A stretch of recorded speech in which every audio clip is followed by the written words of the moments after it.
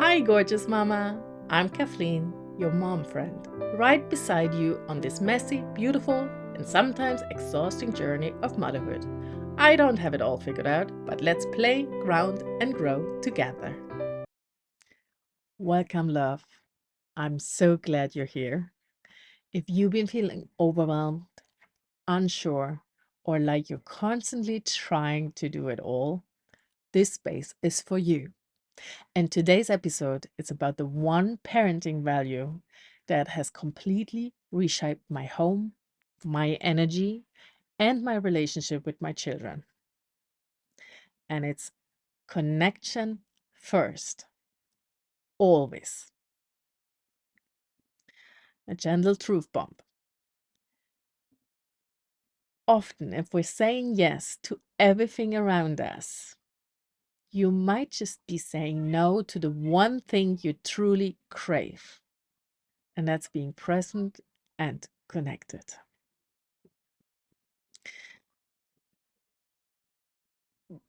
There are times I realized I was parenting from pressure, not from presence. I was trying to do it right. Also, when I start feeling overwhelmed, I go kind of in this control mode, to control the chaos, to stay positive, um, to control the mess in the house. And it always leads that I'm disconnected from myself. And like I said, it's not even that it shows up once or twice, but it shows up kind of regularly. I'm exhausted, I'm tired, it was a busy week, or maybe it was a busy weekend, and then it's when it's showing up. This kind of little itching, like your child is getting little bit too loud, and you snap at the kids. Or you push them away because you rather want to do the laundry right now or clean the bathroom. Or let's say they ask you if you can cook or bake with them and you just go, no, no, this is meaning mess. I can't do it right now. Where actually, in many ways, control feels so much safer than the connection part. But this is what I learned over many, many years. Connection doesn't mean weakness. Actually, it's where trust, respect, and peace begin. And I'm going to repeat this. Connection isn't weakness. Just because you feel for a little while out of control, connection isn't weakness. It's where trust, respect, and peace begin. And I think as parents, this is important because sometimes we're feeling disconnected and we're like, I want to take control. I want to tell my kids who's in charge right now, just so I can feel as the parent better. And we really have to ingrain that thought in our brains that connection isn't weakness.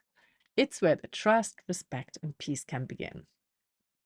It's not about being permissive or not never setting boundaries. Rather the opposite. It's about the relationship behind the boundary and the reason for a boundary. It's so easy to say no because it's easy and convenient, rather than to make sure to put the right boundaries in place because it's actually important. So, what does connection first actually look like in real life? I'm going to give you an example here. Let's say your child has a tantrum, it's losing it, whatever the reason is. And how easy is it? Let's say it's at the end of the day, you've been at work, or maybe you've been at home and you have done thousands of other stuff. You're kind of ready to go to bed soon. And your child is exactly ending up with their tantrum. And we know all children, all ages have it in some form. And it's just so easy then to want to go like, you stop it now, or go in your room now, or these typical answers we go to as parents.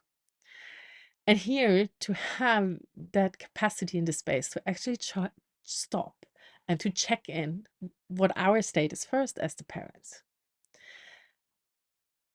What do we want to achieve here? What is happening?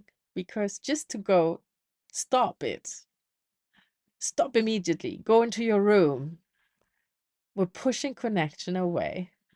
We're telling the child it's not okay to feel whatever it feels because that tantrum is an expression of something going on with your child. And this stop it answer is just kind of showing our children that we don't know how to deal with the emotions of other people, so that their emotions are not that important. So here to actually check in and saying, okay, this is where I am.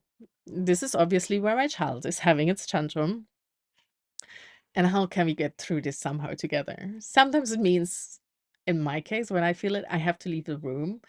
But I always want to give my child a space. Yes, sometimes I actually need to put that child into its own room or into its own space because I feel it gets dangerous for all the other people in this room or the others' children, maybe also younger children's or siblings. So there is sometimes action required. But my aim is, of course, connection first, trying to figure out what's going on, connecting, helping my child good and being that role model. So for my child to learn how to deal with emotions, because how is it as a grown up? We're trying just to kind of stop it down and then we explode like a volcano if everything gets too much because we haven't learned how to deal with these things. Um, or another example, I touched on that already, is when your child, as I have this situation quite a lot. My kids love to be in the kitchen and cook and bake, and it's something I always have invited them in. That is an intention that we'll do this together.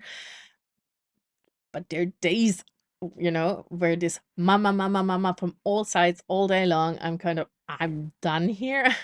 And then, can we bake something or can we cook together? And I'm like, just no, out of overwhelm, out of, oh my gosh, I don't want to clean up the mess after they have cooked and baked with me. And I know I'm not that patient right now.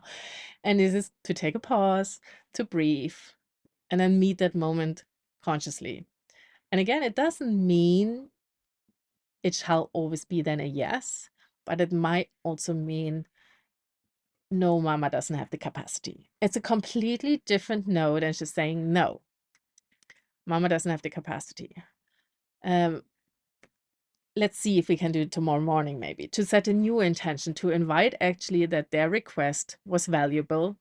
It's actually something that you approve generally of, so that they still will ask, because if we say no a lot, our kids stop asking us. They actually feel afraid because every no is a constant rejection. And who likes rejection? I don't. Another situation is, and I admit that one is fairly hard, when siblings fight with each other, or they're kind of talking nasty with each other, and you just want to go in and stop it and break it all up.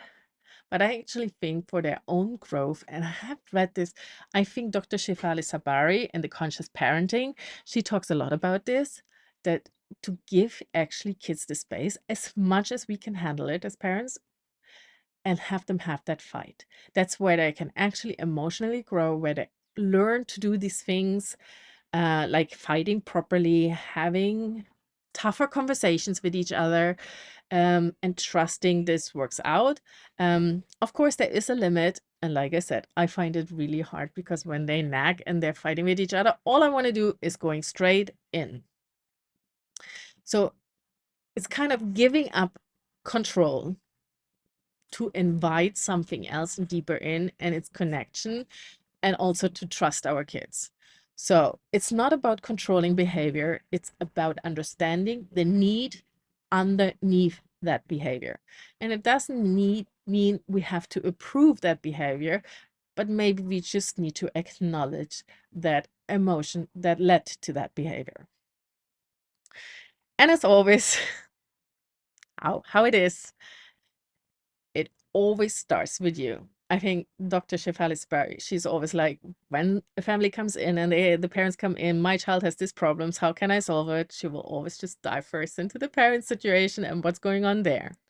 If you don't feel grounded, regulated, nourished, how can you meet your children with compassion?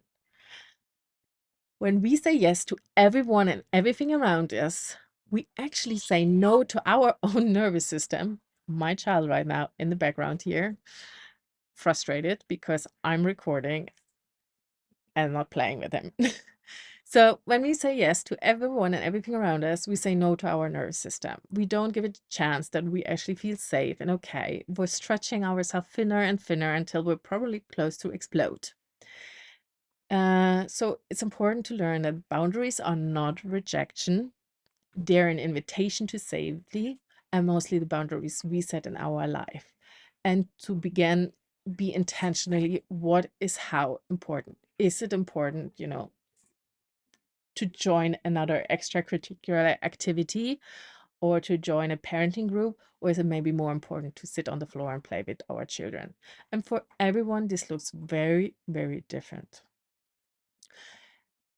And just to round it off, none of us is perfect. I'm not perfect, you're not perfect. And your child doesn't need a perfect mom, but they love to have a connected one. And for that, you need to feel anchored first.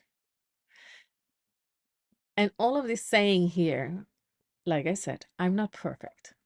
I still freak out in my head, at least. But I notice the more work I'm doing, the more of these questions I asked, setting boundaries towards myself, I can shift faster and faster when I feel like I'm on the brink of losing it.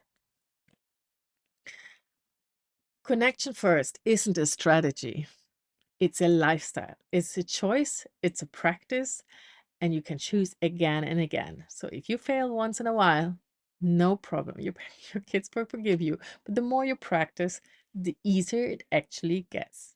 I can stand here having three small children under the age of 8 and can truly tell you it does get easier. But even when it's easier, doesn't mean it work out all the time perfect. You get it wrong sometimes. I do, but we can always come back to it. And if this message stirs something in your soul, I'd love to invite you into a soft next step. Join me in my 5-day mom reset challenge in August, starting August 18th. 5 days to nourish your nervous system, create simple rituals, and show up as the mama you want to be. You'll find the link in the show notes. So click on it, sign up, and I will see you in the challenge. And as always, from one wildly rooted mama to another, let's keep growing and glowing together.